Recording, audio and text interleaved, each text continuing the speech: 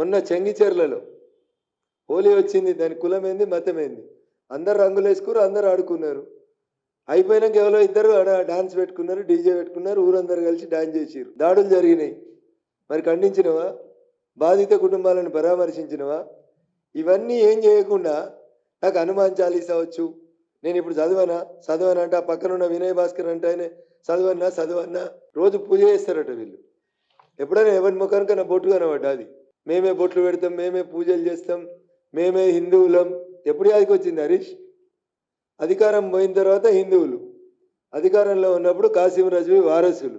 ఈ పక్క ఓవైసీ, ఆ పక్క ఓవైసీని కూర్చోబెట్టుకొని మీరే కదా ఖర్జూర పనులు తినిపించుకుంటే ఎగబడ్డది.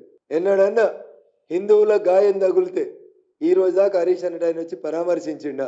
ఆయన ఈ 10 సంవత్సరాల ప్రభుత్వంలో ఉన్నప్పుడు అవేం చేయని హరీష్ రావు ఇలా మేమే అసలు సీసలు హిందువులకి వారసులం అని చెప్తుంటే